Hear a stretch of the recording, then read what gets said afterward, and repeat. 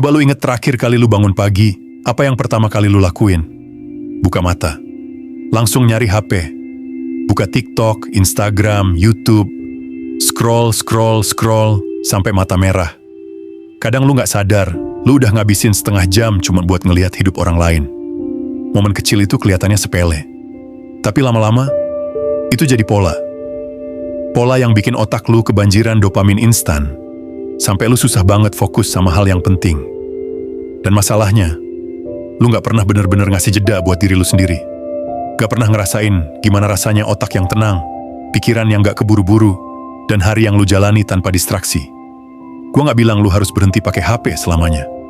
Tapi coba lu bayangin, kalau 7 hari aja lu berhenti scrolling, apa yang bakal berubah? Apa yang bakal lu rasain? Dan gimana itu bisa narik lu keluar dari lingkaran yang bikin lu stuck selama ini?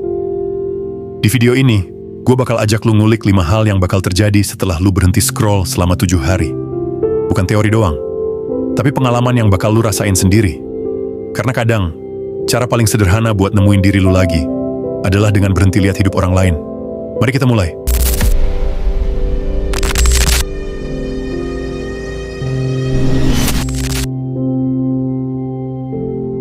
Hari pertama lu berhenti scrolling, lu bakal ngerasa aneh banget.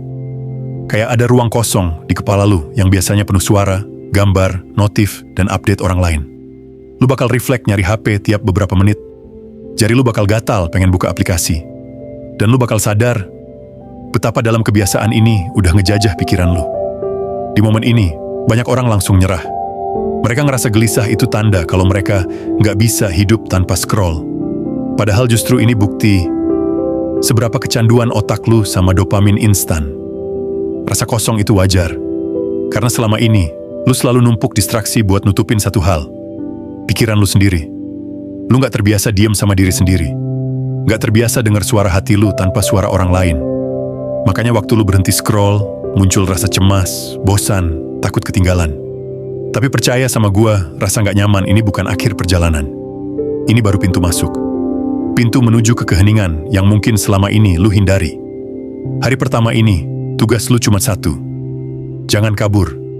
Biarkan kepala lu kosong. Biarkan lu gelisah. Karena di balik rasa gak enak ini, ada ketenangan yang gak pernah lu rasain selama lu sibuk scroll tiap hari. Hari kedua, sesuatu yang aneh mulai terjadi. Lu bangun pagi dan sadar. Waktu kayak lebih pelan.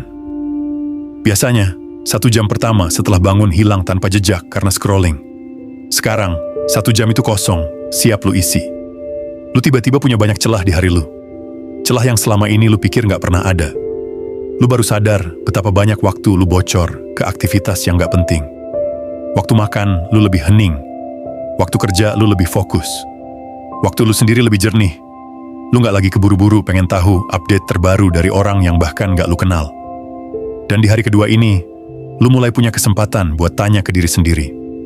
Selama ini, gue lari dari apa? Kenapa gue butuh scrolling biar gak kesepian? Kenapa gue lebih milih distraksi daripada diem sama pikiran gue sendiri? Ini fase dimana waktu yang panjang bakal terasa ganjil. Karena lu udah lama banget gak ngasih otak lu ruang bernapas. Tapi justru di sini letak kekuatannya. Waktu yang pelan itu bikin lu sadar. Sadar apa yang benar-benar penting. Sadar hal apa aja yang lu tunda.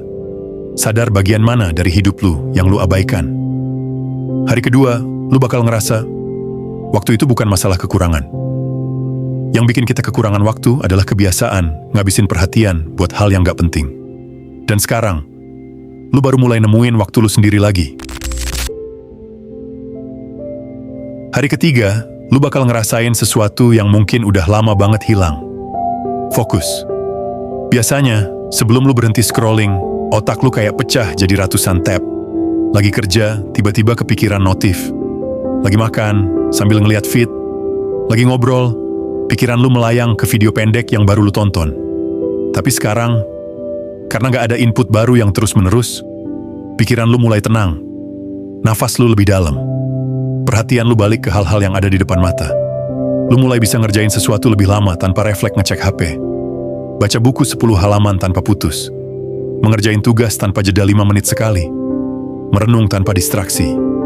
Dan di momen ini, lu mulai sadar, bukan lu yang gak fokus, Tapi kebiasaan scrolling yang bikin otak lu kehilangan kemampuan buat diem di satu titik.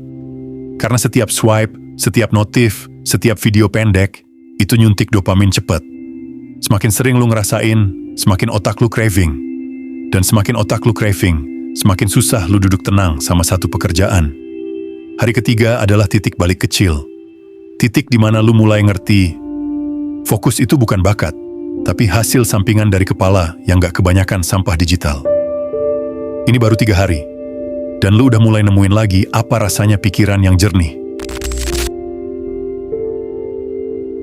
Hari keempat, lu bakal kaget.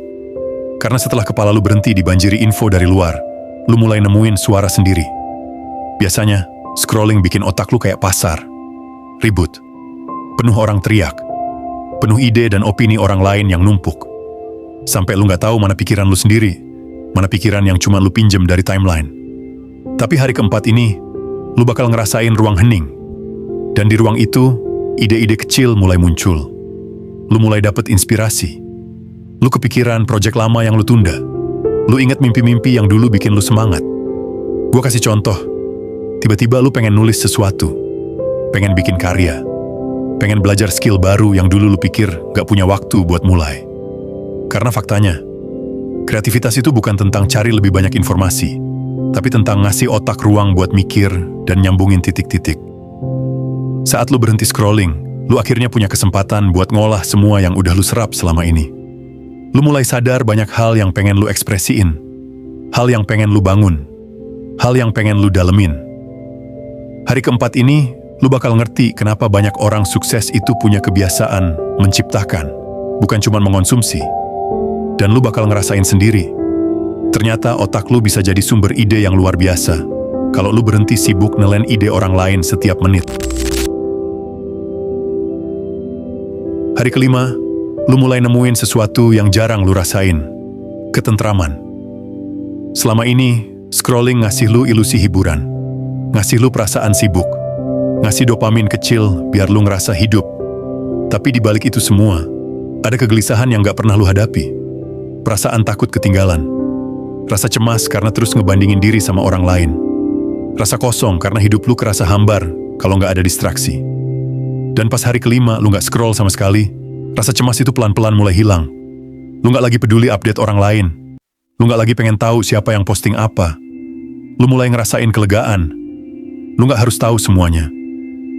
Lu mulai sadar, banyak hal di luar sana yang sama sekali nggak penting buat kebahagiaan lu.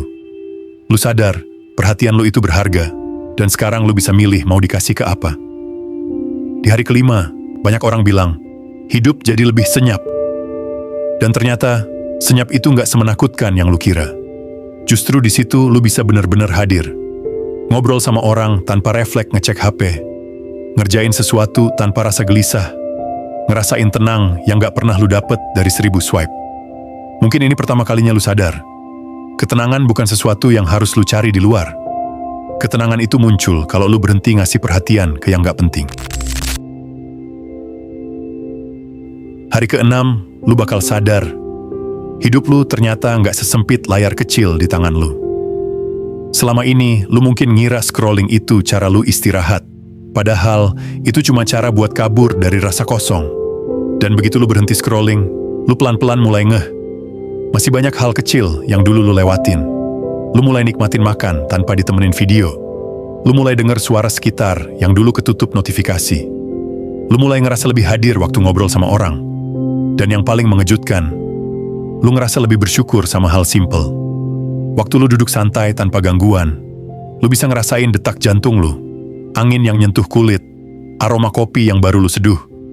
Lu akhirnya paham, banyak momen berharga yang dulu lu lewatkan, cuma karena sibuk ngeliatin potongan hidup orang lain. Hari keenam ini, hidup lu mulai terasa lebih penuh. Bukan karena ada yang berubah di luar, tapi karena perhatian lu balik ke apa yang penting di depan mata. Dan di sini, lu mulai ngerti. Kadang yang bikin kita capek, itu bukan kerja keras, tapi kepala yang gak pernah berhenti nerima distraksi. Hari ketujuh, ini momen paling spesial. Karena setelah seminggu tanpa scrolling, lu bakal ngerasain sensasi yang sederhana, tapi jarang orang punya. Rasa bebas.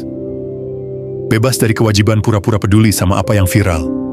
Bebas dari rasa cemas ketinggalan update. Bebas dari perasaan lu harus terus membandingkan hidup lu sama orang lain.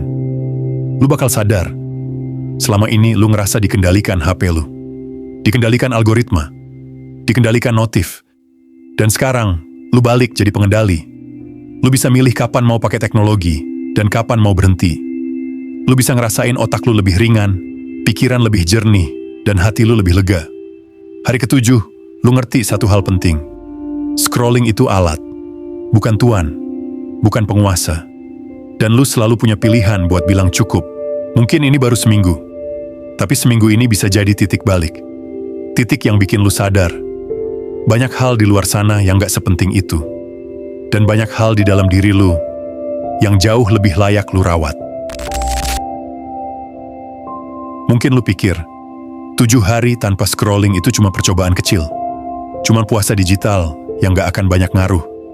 Tapi setelah lu ngelewatin sendiri, lu bakal ngerti betapa satu keputusan sederhana bisa ngebuka pintu ke hidup yang lebih tenang, lebih sadar, dan lebih penuh. Kita sering cari kebebasan di luar. Padahal kebebasan itu muncul saat lu berhenti dikendalikan kebiasaan yang gak bikin lu tumbuh. Lu udah ngelewatin hari-hari gelisah, hari-hari kosong, sampai hari di mana lu ngerasa lebih jernih. Dan itu semua bukan akhir. Itu baru langkah pertama. Pertanyaannya sekarang, setelah ini, lu mau balik ke kebiasaan lama? Atau lu mau terus jadi versi diri yang lebih sadar dan lebih bebas? Kalau lu mau lanjut bertumbuh bareng, gue bakal ada di sini terus. Ngasih lu sudut pandang baru, biar lu gak sendirian di perjalanan ini. Subscribe channel ini, supaya lu terus diingetin sama tujuan lu sendiri. Dan tulis di komentar, apa yang paling berubah setelah lu berhenti scrolling? Gue bakal baca satu-satu. Siapa tahu cerita lu bisa jadi inspirasi buat yang lain. Gue tunggu lu di video selanjutnya.